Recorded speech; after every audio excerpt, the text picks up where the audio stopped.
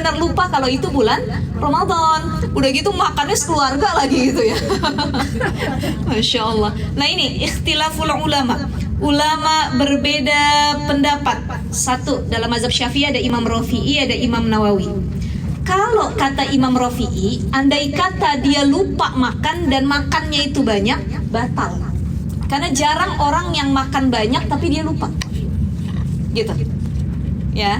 Tapi kata Imam Nawawi nggak batal, namanya orang lupa yang nggak bisa disalahin. Mau dia makan 3 piring, mau dia makan berapa es, ditambah lagi, es campur lagi, es ini lagi, namanya lupa, gitu kan? Lupa nih kan, namanya lupa gitu. Itu nggak batal kalau kata Imam Nawawi gitu. Jadi ambil yang mana Ustazah pendapatnya? Dua-duanya benar juga. Cuman pendapat Imam Nawawi nih benar juga. Artinya kalau lupa kita nggak bisa salahin mau banyak mau sedikit gitu ya. Begitu ya ibu-ibu ya. Nanti mudah-mudahan kita nggak ada yang lupa lah insya Allah gitu. Itu terkait makan. Nah tadi yang walwat'u fil farji, kalau dia hubungan dengan pasangannya alwat'u tadi, dia lupa, kemudian segera dia akhirkan, boleh dilanjut puasanya tetap sah. Ya. Tapi kalau dia lupa terus, ya udah deh lanjut aja deh katanya, itu dapat membatalkan puasanya. Sekarang gini, ada orang yang begini, mohon maaf ya, ini sungguh misalkan dia orang alim atau dia orang yang paham agama sekalipun ya, dia tahu kalau misalkan dia berjima di siang hari itu kan bayarnya kafarat, bukan qadha lagi, lebih besar ya kafarat tadi. Akhirnya karena tahu dia hukumnya, ya udah deh mah, kita biar nggak bayar kafarat, kita batalinnya pakai makan dan minum. Nanti habis makan dan minum baru kita hubungan suami istri.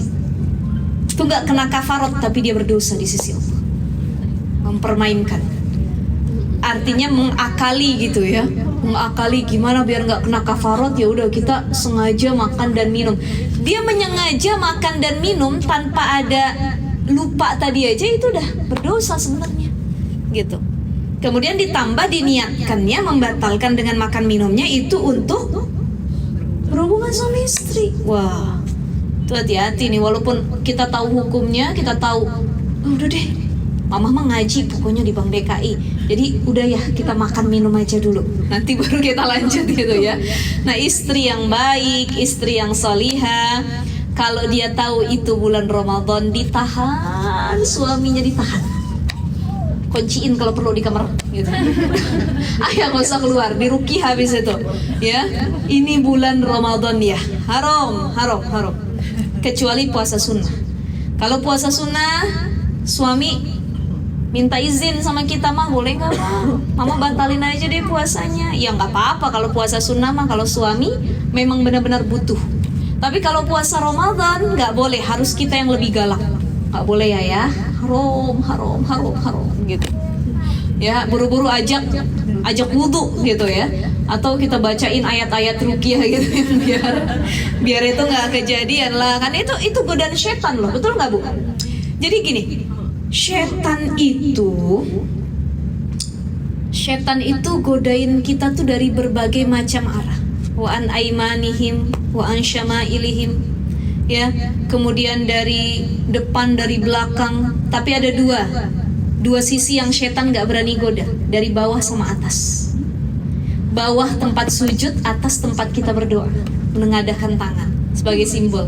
Itu setan gak berani lewat dua arah itu. Tapi kanan, kiri, depan, belakang itu setan mencoba untuk bagaimana caranya manusia ini kepleset dalam dosa.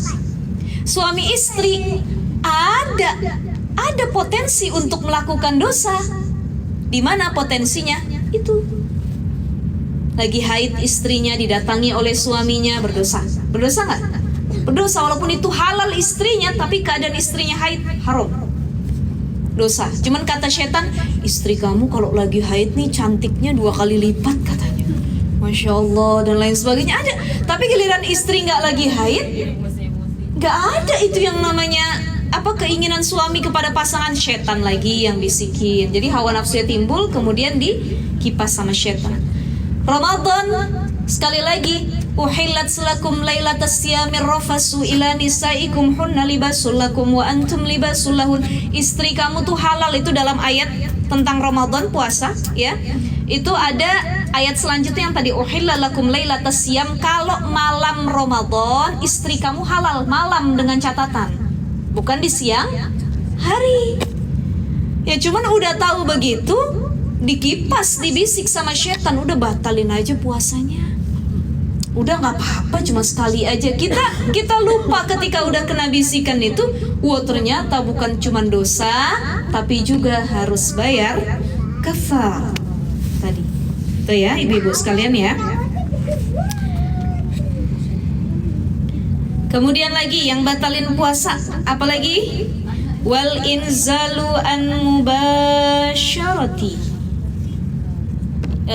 Mohon maaf, apa ngambil bahasanya nih ya saya ya. Wal inzalu an mubasyaro itu apa?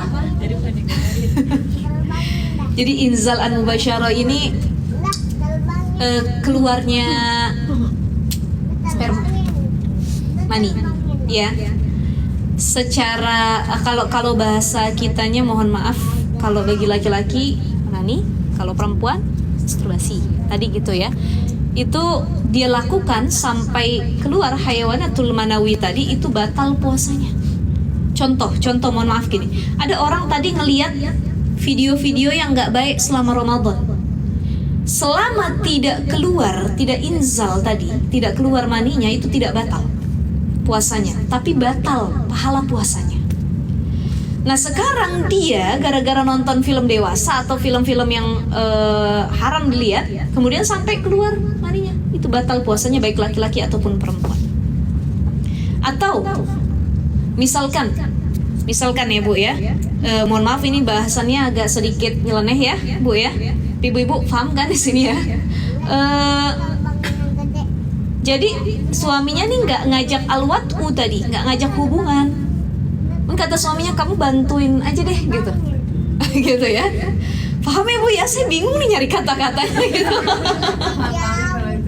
Ya artinya ya paling paham ya ibu-ibu ya. Maksudnya ngerti ya. Jadi kata suaminya, ya udah mama bantu saja untuk inzal tadi, untuk sampai khuruj al hayawanatul manawi tadi ya. Nah kalau dia melakukan dengan tangannya sendiri atau dibantu tangannya pasangan atau orang lain, kemudian keluar, itu batal puasanya. Berbeda dengan mimpi basah lagi puasa.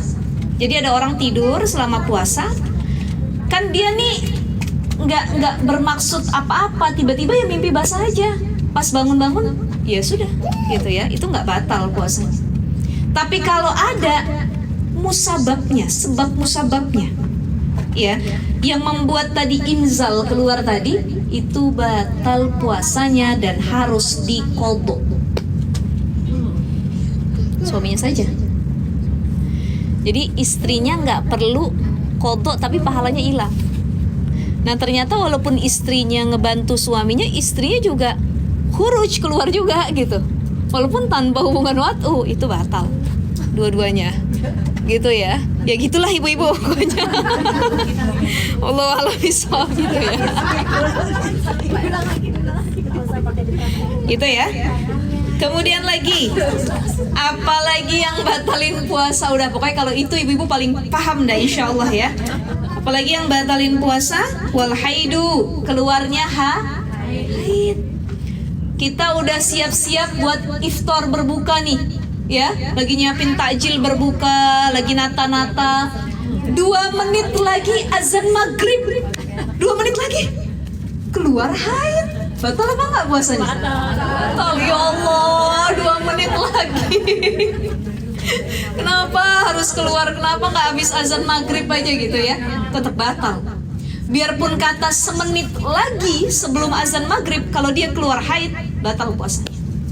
Ya, kecuali dari siang, dari pagi, itu kan udah tahu kita ya ibu-ibu ya. Tapi saya kalau misalnya nggak tahu gitu, soalnya pas maghrib gitu, maghrib kita kamar mandi gitu. Jadi gini, dikira kita mungkin ini mah kayaknya mungkin keputihan ya atau apa gitu yang keluar. Dan kita keadaannya lagi masak atau bagaimana, tiba-tiba pas kita di pertengahan masak beres-beres azan, pas mau wudhu, ya Allah ini keluar gitu. Nah itu kan ketidaktahuan, maka nggak batal puasanya. Tapi kalau kita meyakini pas lagi masak atau berapa menit lagi, ini kayaknya beda nih, nggak seperti biasa nih gitu ya. Dan ini udah tanggalnya kita tahu, maka itu batal gitu ya, batal puasanya.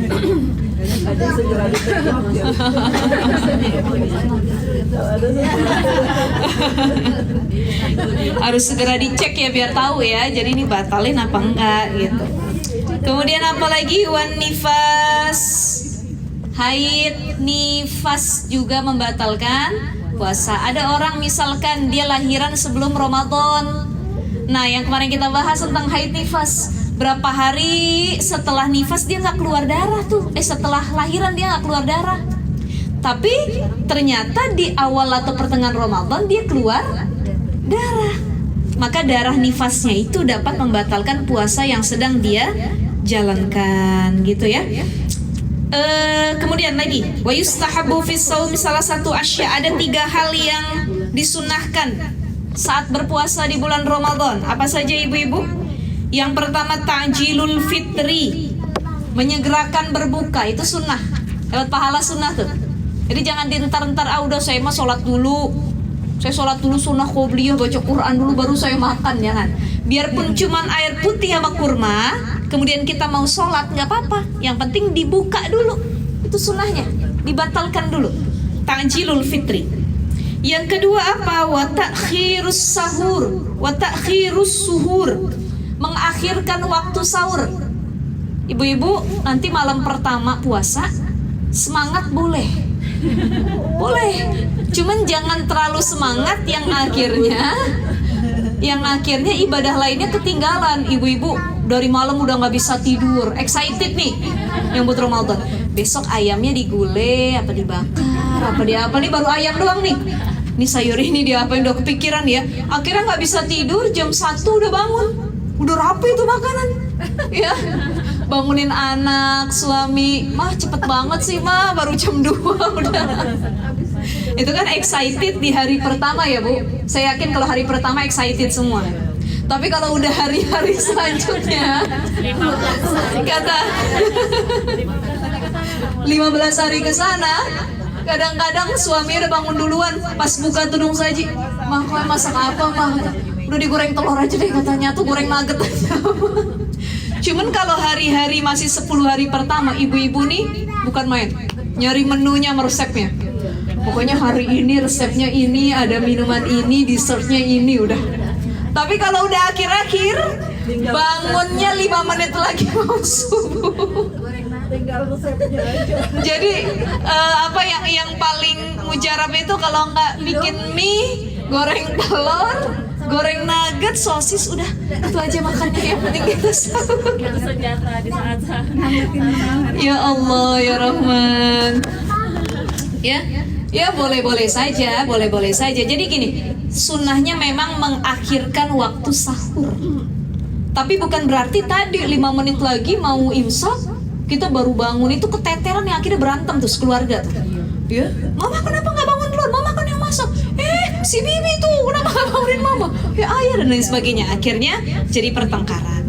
Yang kedua, kalau kecepatan kita bangun, kalau kecepatan kita sahur, kita udah sahur jam 1, jam 2. Akhirnya, Pak, udah kita tidur lagi aja, Pak.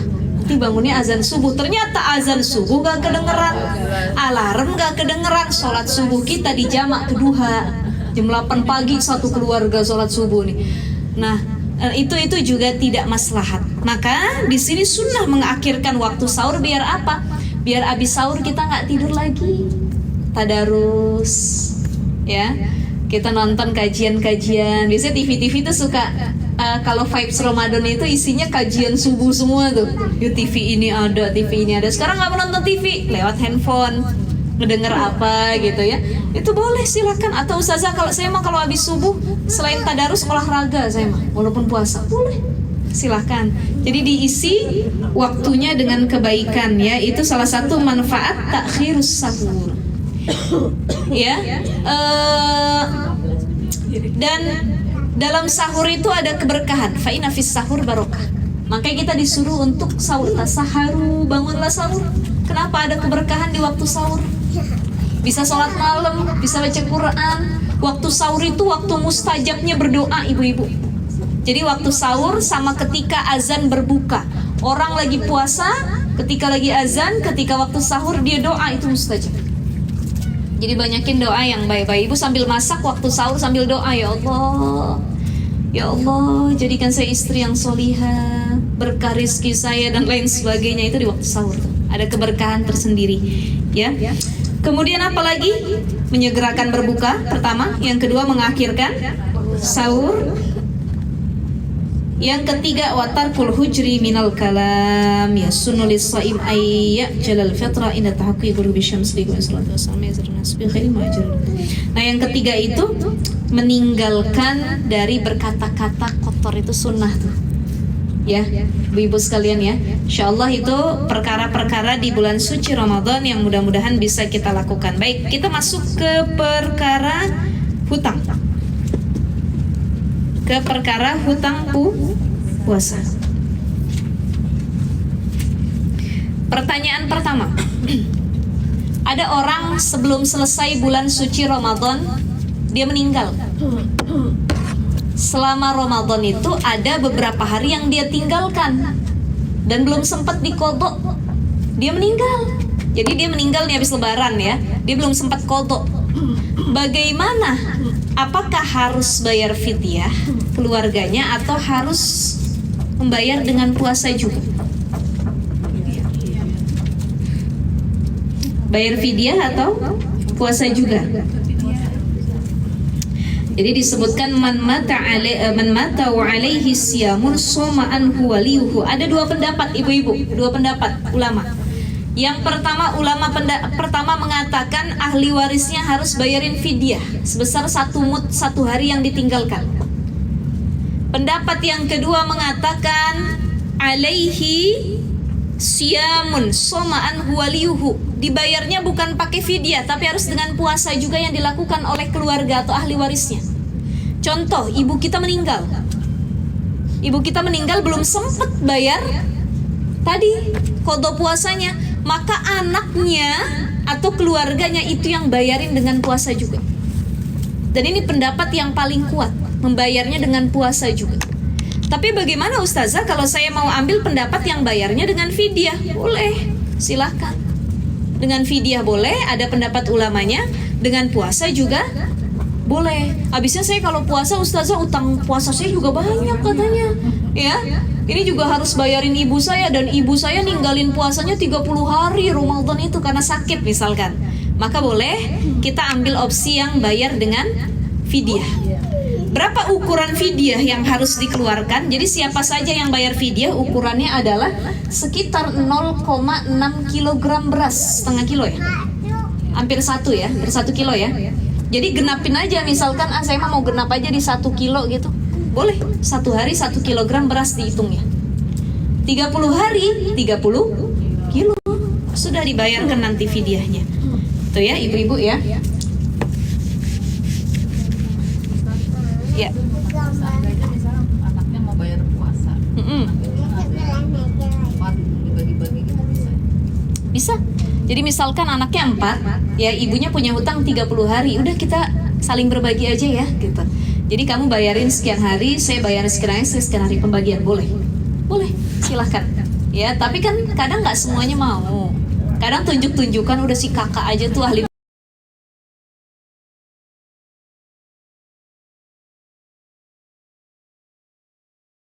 puasa.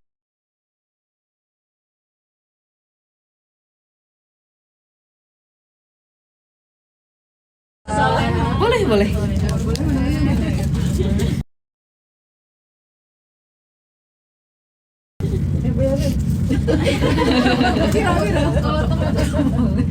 Nah, ini terkait. Kemudian itu pertanyaan pertama. Jadi bisa dibayar dengan 2 cara ya, baik dengan puasa ataupun dengan bayar Fidyah. Sekarang permasalahan selanjutnya. Bagaimana jika kita lupa jumlah hari yang ditinggalkan? Kita punya hutang puasa berapa? Dari mulai kita balik dulu sampai sekarang gak kehitung. Ya. Maka cara membayarnya biar ringan bisa saat puasa sunnah tadi.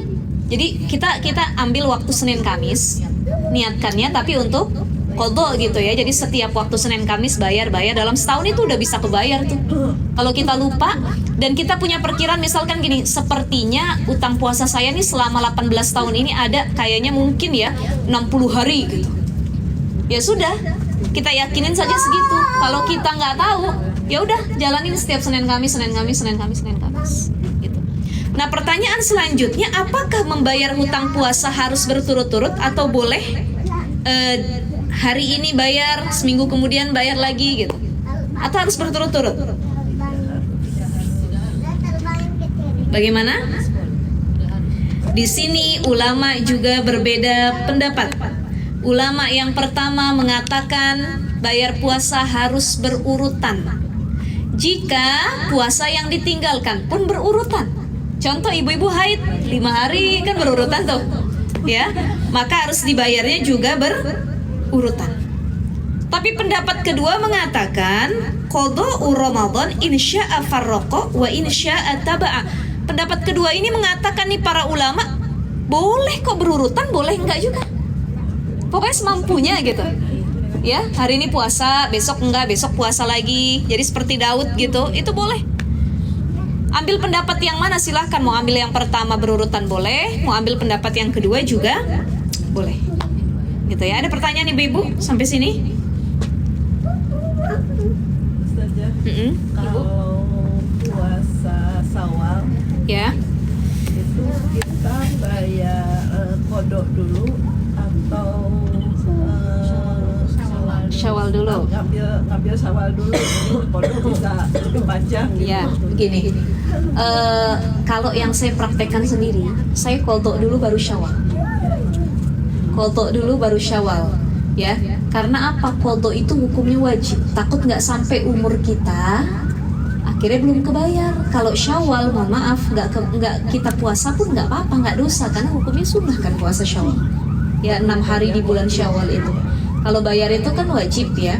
Tapi ustazah tetap saya mau Syawal dulu baru qadha, ya itu hak kita juga nggak apa-apa. Cuman ditakutkannya tadi habis selesai Syawal meninggal, belum sempet bayar qadhanya. Apakah boleh menggabungkan dua niat? Ulama berbeda pendapat lagi. Ada ulama yang bolehin, ada yang mengatakan cuman diterima salah satunya.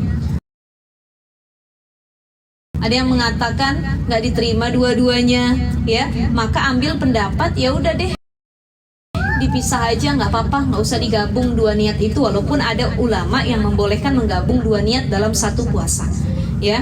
Jadi diutamakan yang wajibnya dulu, baru yang sunnahnya, ya. Emang puasa Syawal ini berat ujiannya. Jangankan Syawal, qadha di bulan Syawal, karena itu masih banyak kue lebaran tuh. Kue lebaran masih banyak ya. Main kemana aja tuh masih dikasih kue, masih silaturahim. Jadi kadang-kadang itu jarang orang yang dia benar-benar kuat nih. Abis 2 hari Idul Fitri dia langsung puasa. Tuh hebat banget itu. Ya Masya Allah ya. Tapi ada sebagian kayak gitu. Itu saya juga dulu punya orang tua waktu masih sehat begitu. Jadi 2 hari abis lebaran langsung puasa. Kan kalau kita tanggung hari ini mau silaturahim ke rumah Bu Neti dulu gitu ya, besok ke rumah Bu ini gitu.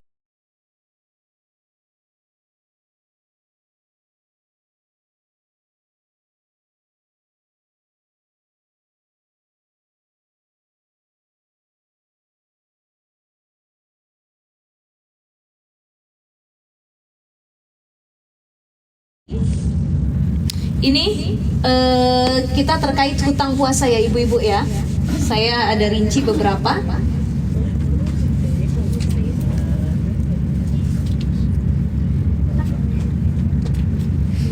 Jadi yang pertama, ada orang yang wajib qadha saja.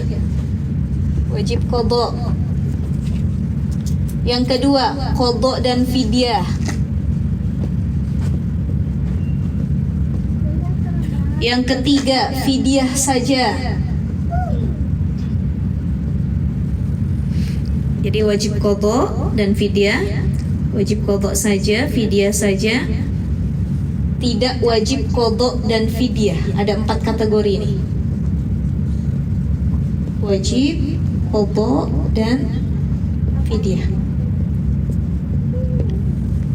Pertama, orang yang wajib qadha saja. 1, orang sakit yang ada harapan sembuh. Sakitnya ringan. Yang kedua, haid, nifas, ya. Kemudian lagi musafir.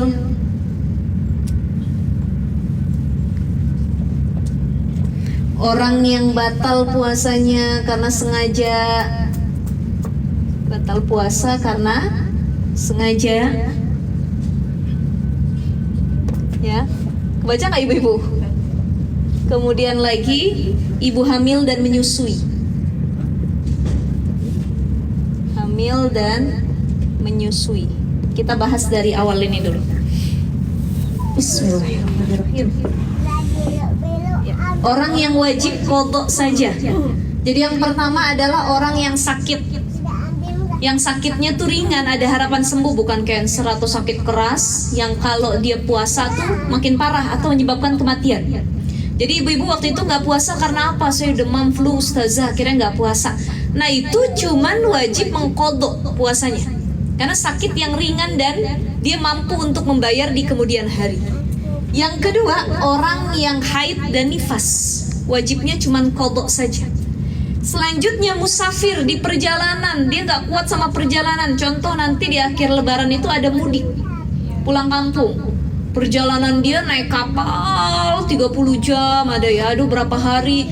Di perjalanan dia sakit, mual, kan musafir nih keadaannya. Maka dia boleh untuk berbuka dan mengganti di lain waktu dengan cara qadha saja, wajib qadha.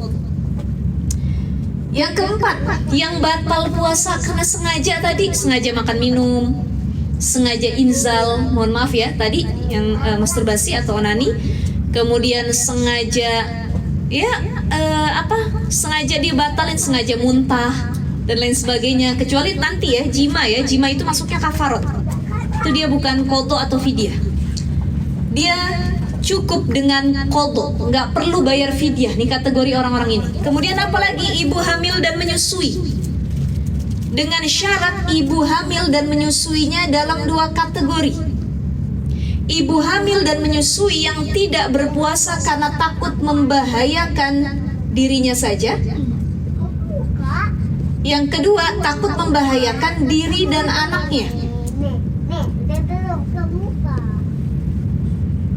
Kalau dia nggak berpuasa takut membahayakan janinnya saja, tapi dirinya kuat, kata dokter kandungan, ibu kuat deh puasa. Bagus nih ibu semua-muanya, cuman kayaknya kalau ngelihat kandungan anak ibu nih, janinnya, atau anak ibu yang lagi disusuin, dia nggak bisa diajak puasa bu, takut kenapa-napa. Berarti kan khawatir sama janin. Kalau dia masuk dalam kekhawatiran pada janin dan anaknya, maka dia bukan hanya qadha, tapi juga bayar fidyah.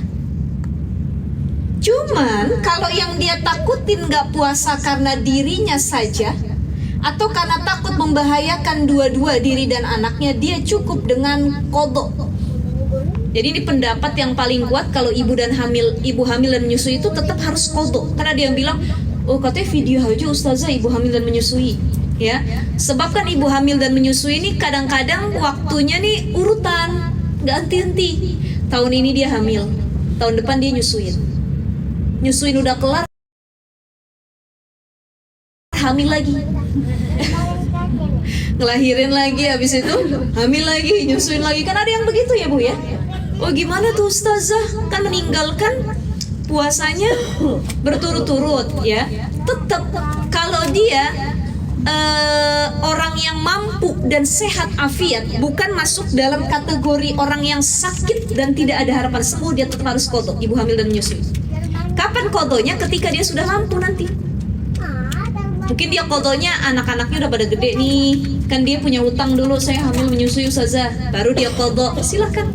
Atau dia tetap mau kodo di dalam waktu-waktu dekat, walaupun masih menyusui, tapi dia menganggap saya tuh nggak kuat puasa pas hamil aja, deh pas nyusui saya kuat puasa, anak saya juga bisa, silakan dia kodo gitu. Ya ibu-ibu ya. Jadi ini kategori orang yang wajib kodo saja tanpa bayar fidyah. Yang kedua, ada orang yang wajib kodo plus fidyah. Wajib kodo plus fidyah. Siapa kategorinya? Yang tadi. Ini kalau dibahasnya secara bahasa umumnya begini. Orang yang wajib kodo dan fidyah adalah orang yang tidak puasa. Orang yang tidak puasa karena mengkhawatirkan nyawa orang lain. Karena mengkhawatirkan nyawa orang lain, gitu ya. Saya ambil contoh begini. Ada ibu-ibu nih ceritanya lagi jalan-jalan di pinggir sungai atau di pinggir kolam renang. Ada anak kecil tenggelam di dalam kolam renang itu. Sedangkan kita kan lagi puasa. Kalau kita turun otomatis batal nih, masuk semua air ke dalam kuping, apa ke minum, ya semua ya. Cuman niat kita menyelamatkan karena mengkhawatirkan orang lain, akhirnya kita berbuka. Kita batalin puasa sebab menyelamatkan itu tadi nyawa orang lain. Maka dia wajib qadha plus fidyah. Ini yang pertama. Yang kedua, ibu hamil menyusui tadi yang mengkhawatirkan siapa? Janinnya. Ibu hamil menyusui yang khawatir sama janinnya saja. Dia nggak khawatir sama dirinya, tapi janinnya saja. Takut janinnya kenapa-napa, keguguran ataupun yang lainnya, maka di sini dia juga harus qadha plus bayar fidyah. Bagaimana ustazah cara tahu? Cara tahu tuh ibu hamil dan menyusui itu mampu atau enggak bu kira-kira puasa? Jadi kalau kata Syekh Sayyid Sabiq, ada beberapa hal. Satu, ibu hamil dan menyusui dia tahu dia mampu puasa atau enggak dengan catatan dia harus datang ke tobib as-siqah, dokter yang dapat dipercaya. Kalau dia lagi hamil, datangnya ke dokter kandungan. Kalau dia punya anak yang masih disusui, datangnya ke dokter anak. Jangan dia hamil datang ke dokter mata. Loh, saya bisa puasa apa enggak? Kata dokter mata, saya mah nggak tahu. Ibu tanya sama dokter kandungan. Saya bagian ngecek mata gitu ya. Jadi datangnya ke tobib yang memang spesialis ahlinya. Dokter kandungan, dokter anak, tanya. Kalau kata dokter itu, ibu nggak bisa puasa karena membahayakan janinnya. Maka nggak usah puasa dan wajib qadha serta fidyah. Oh, ibu nggak bisa puasa, anak ibu nih sehat sebenarnya, cuman ibu yang kalau puasa bisa pingsan karena HB-nya rendah atau karena hipertensi dan lain sebagainya, jadi nggak usah puasa. Nah itu pertama kata Sayyid Sabiq, ila tabib as-siqah, datang ke dokter yang terpercaya. Yang kedua adalah punya pengalaman sebelumnya. Jadi ibu hamil anak kedua, ketiga, pas hamil anak pertama pernah nyoba puasa, ternyata pingsan atau nggak kuat. Maka kita tahu begitu hamil selanjutnya, oh nggak bisa nih, saya hamil kedua, ketiga ini puasa lagi karena udah punya pengalaman dengan kondisi tubuh saya saat itu. Ya. Atau yang ketiga, dengan zon yang kuat, praduga, prasangka yang kuat. Saya nyangkanya emang nggak kuat saya nih puasa nih, gitu. Ya Bu ya, kayak kemarin saya mau bayar, saya ini masih ada hutang. Saya masih ada hutang qadha puasa sebelumnya itu 2 hari. Karena waktu itu saya punya utang 6 ya, haid di puasa Ramadan sebelumnya. Nah, ternyata abis lebaran saya hamil. Saya pengen bayar, entar dulu deh masih hamil muda gitu ya, belum sanggup. Akhirnya saya coba kemarin puasa. Dapat 1 hari, begitu saya datang ke dokter kandungan, saya bilang, "Dok, saya boleh nggak ya bayar puasa saya nih 2 lagi?" Saya bilang. Oh ibu jangan, ibu harus banyak nutrisi, makan gini-gini. Kayaknya nggak bisa karena 1 HB ibu rendah juga, nanti takut makin kenapa-napa gitu ya. Akhirnya saya ngikutin kata dokternya, gitu. Ya, jadi ada pengalaman datang ke tobib yang siqah tadi, yang dapat dipercaya. Ini orang yang wajib qadha saja. Yang kedua wajib qadha dan fidyah. Yang ketiga wajib fidyah saja, nggak perlu bayar qadha. Siapa orang yang wajib fidyah saja tanpa bayar qadha? Yang pertama orang sakit keras, nggak ada harapan sembuh. Yang tadi saya bilang sakitnya nih nggak main-main. Orang sakit keras tidak ada harapan sembuh. Yang kedua orang tua renta. Orang tua renta, ibu-ibu punya orang tua, punya kakek nenek, udah sepuh, ya, kita paksa buat bayar puasa. Nenek kemarin kan nenek ada batal 5, nenek puasa lagi, ayo bayar gitu ya. Nenek nggak kuat katanya puasa. Nah ini nggak boleh dipaksa. Kenapa? Mereka sudah tidak ada kemampuan, ya. Mereka udah nggak mampu. Maka orang tua renta cukup dengan bayarin fidyah mereka. Seorang yang sakit keras, nggak ada harapan sembuh, nggak mampu dia, kata dokter kalau kamu puasa maka ini bisa nambah stadium penyakit kamu. Misalkan tadinya cancer dia cuma stadium 1, gara-gara puasa bisa nambah nih ke stadium 3, 4 ya. Atau bisa menyebabkan kematian. Kalau kamu puasa kamu bisa mati kata dokter. Atau keadaannya sudah sangat parah sekali, maka cukup bayar fidyah saja. Ada yang keempat, dia nggak wajib qadha, nggak wajib fidyah. Siapa ibu-ibu? 3 orang tadi, ada yang hafal? Anak kecil, kemudian orang gila, yang ketiga orang kafir. Nggak wajib qadha, nggak wajib fidyah dia. Ya, ada pertanyaan sampai sini, ibu-ibu? Ya. Musafir itu, batas apa ya? Indikatornya apa itu kita bisa Sebut musafir. Maksudnya bisa diperbolehkan membatalkan puasa. Oke. Karena gini, kadang-kadang tuh ada beberapa itu pernah denger aja. Ya kan Jarak ya. kamu ngambil kemudahan aja kan, kamu kan boleh kan musafir nih. Udah dikasih kemudahan, kenapa nggak diambil kemudahan yang sudah dikasih sama Allah? Iya. Ada yang Nah ini juga musafir. Musafir tuh ada syaratnya bu. Ya, jarak perjalanan yang dibolehkan dia berbuka dan disebut musafir itu sesuai dengan jarak diperbolehkannya sholat jamak qashar. Berlaku. Jadi sekitar 80 km ke atas. Dia pulang kampung, dia perjalanan 80 kilo ke atas, itu udah disebut musafir. Tapi kalau ibu orang Jakarta, kampungnya di Depok, berapa kilo tuh? Ya, udah saya mau buka puasa aja, orang musafir, saya mau pulang kampung ke rumah orang tua saya. Tapi orang tuanya di Depok, di BSD kan deket tuh, ya nggak nyampe tuh 80 kilo itu. Maka ini bukan masuk dalam kategori musafir. Ini musafir tuh ada syaratnya.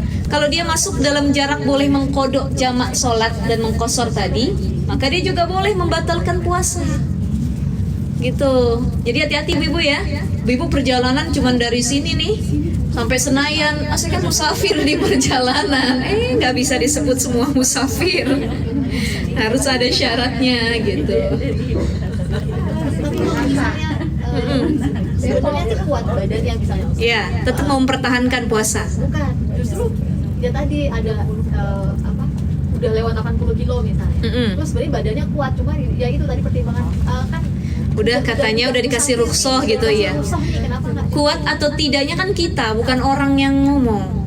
Jadi gini, kalau kata orang, udah deh kamu udah musafir, batalin juga boleh. Cuman kan membatalkan puasa bagi musafir tetap harus diqadha. Kita milih mau qadha apa nggak ada utang. Pengennya kan nggak ada utang gitu. Jadi kalau kata orang udah dikasih rukhsah, betul dikasih rukhsah sebagai musafir. Cuman kita kan pengennya hidupnya bebas dari hutang, baik hutang kepada manusia maupun hutang kepada Allah. Jadi kalau kita mampu, walaupun posisi kita musafir, tetap pertahanin aja, ya kan? Yang boleh dibatalkan tuh ketika kita memang udah deh makin lemes kayaknya di perjalanan nih gitu. Ada indikasi-indikasinya ya, takut mabuk atau yang lainnya, ya udah gitu. Kalau sehat afiat dan kita merasa sampai maghrib saya bisa pertahanin daripada harus bayar utang di lain waktu. Gitu ya. Ada lagi ibu-ibu?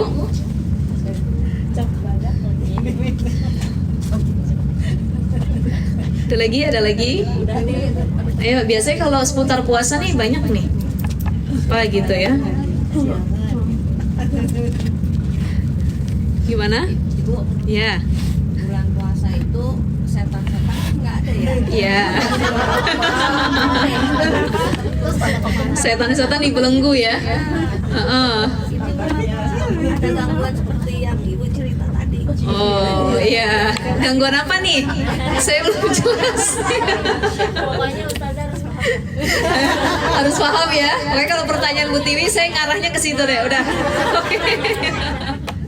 Ya, jadi gini. Setan itu syaitan itu kan adjektif, kata sifat. Setan ini bukan hanya berasal dari kalangan jin, tapi manusia bisa jadi setan. Jadi kalau kata ibu-ibu tadi bilang, laki saya bisa jadi setan, saya istri bisa jadi setan, anak bisa jadi setan. Betul. Karena setan ini kan kata sifat yang artinya buruk. Syaitan itu maknanya buruk. Mungkin setan secara artian jin atau ya dari kalangan jin itu dibelenggu ya untuk tidak mengganggu kita. Tapi setan dalam artian yang ada dalam diri kita sendiri manusia itu masih ada di bulan Ramadan. Makanya jangan heran Bu, setan-setan jin-jin pada dibelenggu. Tapi kita lihat di rumah makan Padang tuh kaki ngejejer. Itu setan juga, tapi dari kalangan manusia. Iya tuh tadi. Atau setannya tadi dari kalangan manusia, pasangan sendiri. Loh kok bisa ya suami saya ngajakin kayak gitu? Berarti suaminya lagi, bukan suami kita setan ya, tapi lagi dirasuki oleh sifat buruk syaitan tadi. Gitu. Ya. Orang itu kan melakukan dosa dua. Bisikan setan, ajakan hawa nafsu. Setannya ngebisikin nih, ayo Bu Tiwi, ayo Bu Tiwi, ayo Bu Tiwi. Bu Tiwinya nggak ada hawa nafsunya. Bisa selamat nggak? Bisa. Ternyata yang paling berat godaan itu bukan setan, tapi hawa nafsu sendiri. Ini hawa nafsunya lagi memuncak nih Bu Tiwi kan, Masya Allah. Nggak ada setan yang bisikin nih. Ini mana yang bisikin dari tadi nggak ada, cuman hawa nafsunya dia bermain sendiri. Iya contoh ya. Jadi nggak ada setan yang ngebisikin, kata setan gue mah nggak mau ngebisikin, nggak dibisikin aja dia jadi katanya, apalagi dibisikin kan ada tuh. Jadi ada manusia kan yang kata setan dia mah nggak usah dibisikin, tak tergelincir sendiri katanya. Hawa nafsunya udah melebihi batas gitu ya. Nah ini karena hawa nafsunya yang tidak bisa dimanage, dikontrol dengan baik, walaupun setan nggak bisikin bisa jadi itu, gitu. Apalagi dua-duanya kerjasama, kolaborasi. Kata setan, Bu Tiwi, siang nih ayo katanya Bismillah gini-gini. Dalam hati Bu Tiwi, iya juga bener lu setan katanya ini. Ya, artinya apa ya? Maksudnya dia kolaborasi gitu, kompak. Setannya bisikin terus, Bu Tiwinya hoin terus gitu. Iya. Tergelincir atau enggak kira-kira? Tergelincir. Jadi kalau cuman sekedar bisikan setan tapi hawa nafsu kita nih bisa dikontrol dengan keimanan kita, udah sabar puasa, takut sama Allah. Terus ini setan bisikin terus, udah bisa dikodok nanti, sabar, kamu bohong bukan dikodok tapi bayar kafarot katanya.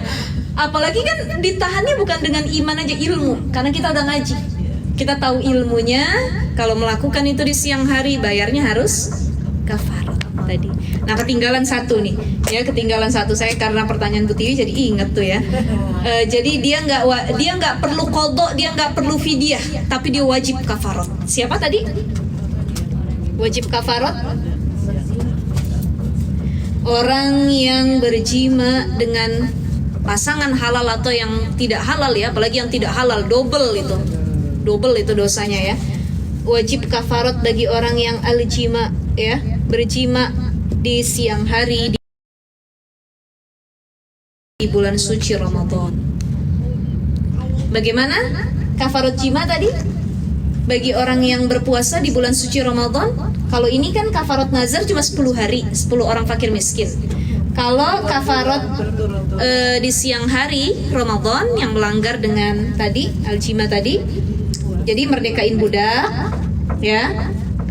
Yang kedua puasa 2 bulan berturut-turut. Yang ketiga adalah memberi makan 60 orang fakir miskin. 60 orang. Ya. Ini dulu pernah datang nih sahabat Nabi Sallallahu Alaihi Wasallam. Beliau bilang sama Nabi gini, "Wahai Nabi, aku telah berdosa nih. Kenapa? Ya aku mendatangi istriku di waktu siang bulan suci Ramadan. Apa yang harus aku lakukan?" Kata Nabi, "Maka merdekakan budak." Oh Nabi, ya Allah, boro-boro merdekain budak gitu ya. Merdekain budak tuh kan mahal banget tuh. Merdekain budak itu hanya bagi orang-orang kaya dulu di zaman para sahabat Nabi ya. Sekarang udah nggak ada, perbudakan sudah dihapus sekarang. Saya nggak sanggup wahai Nabi, ada nggak cara yang lain? Kata Nabi, ya udah kalau gitu kamu silahkan puasa 2 bulan berturut-turut. Ya Allah Nabi, 1 bulan aja saya nggak kuat ya Bu ya. Gimana 2 bulan?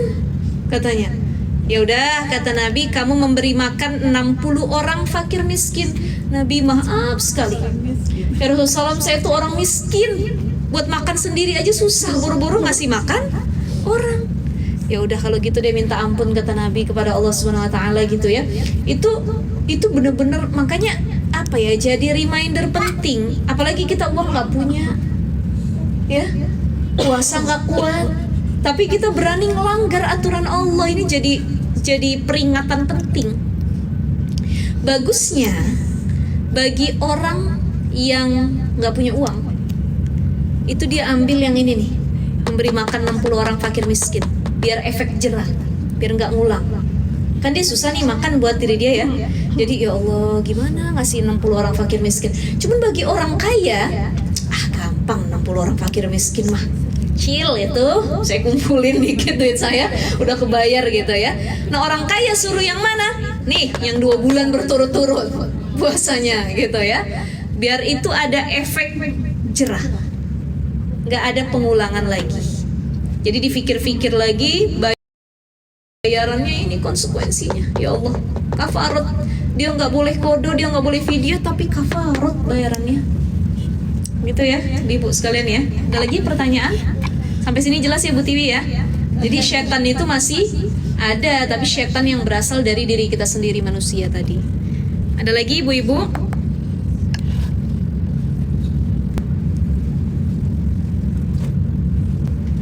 Silahkan.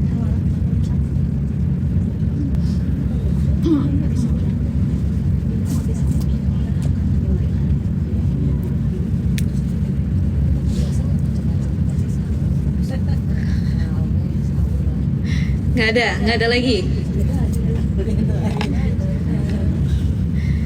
Yang batalkan puasa? Kalau mimisan itu gimana? Mimisan nggak batal karena dari dalam keluar, bukan dari luar ke dalam. Kayak ada yang di dalam itu loh, kayak itu. Udah hak ya. Dahak itu kata para ulama, kalau dia sanggup mengeluarkannya dan kemudian dapat dikeluarkan, itu nggak batal puasanya. Kalau dia sanggup mengeluarkannya tapi dia tahan-tahan di antara mulut sama tenggorokan nih, dimain-mainin, sengaja ditahan gitu, nggak dikeluarin, maka itu dapat membatalkan puasa. Termasuk menelan ludah itu nggak batal puasa, karena ludah itu kan berasal dari cairan mulut kita sendiri. Tapi kalau ludah sudah bercampur dengan ludah yang lainnya atau dengan zat yang lainnya, batal puasanya. Gitu ya.